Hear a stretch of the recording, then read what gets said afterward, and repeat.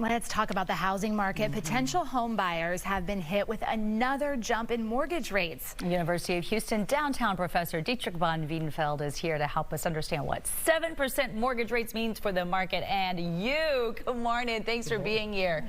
I tell you what, it seems like everything is already unaffordable on the market, but now we've hit a 21-year high.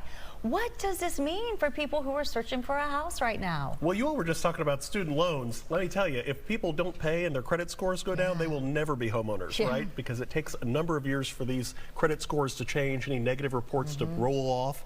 So right now, we're looking at 7%, but that's if you have a great credit score, right? I mean, there are other interest rates that could impact you.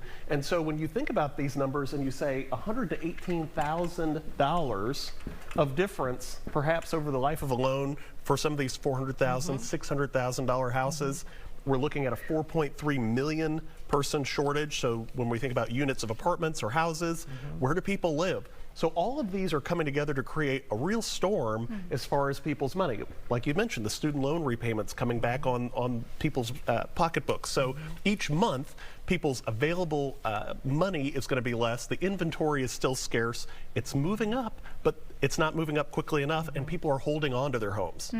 Yeah, there's very little inventory on the market right now, and it makes sense. If you sell your house, where are you going to go? How are you going to afford a house then, right?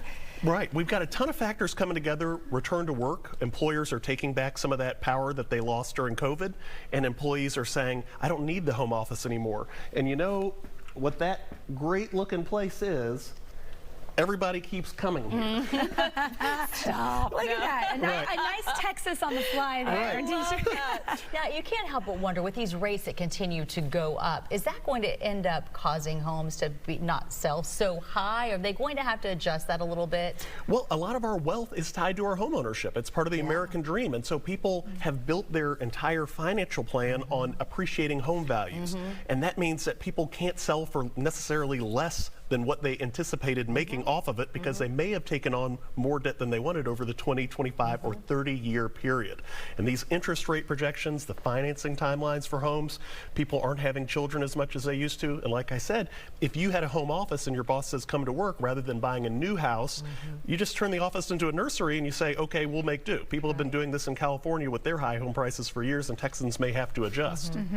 Now, what about inflation? It's cooling just a bit here. Is that going to help these high rates? Unfortunately, a lot of the inflation cooling methodology has been to pump the brakes by increasing the interest rate. So when you think about a 5% Fed interest rate plus the 7% mortgage lending, and then some of the tools that the federal financing for housing agency is sort of looking at to narrow the gap between great credit scores and then increase the probability of lower credit scores moving into the marketplace, those are going to be additional fees and additional expenses for people who are saving for homes now. What's the thought about where we go in the future from here? Is this going to last a long time? Are we going to recover anytime soon? Unfortunately, it's looking like scarcity into 2025. The positive aspect, right? The positive aspect is, sure I heard you right. Right, that commercial space some people were trying to turn into apartments. So if you wanted a home, too bad. You may just have to be a renter for a little bit longer.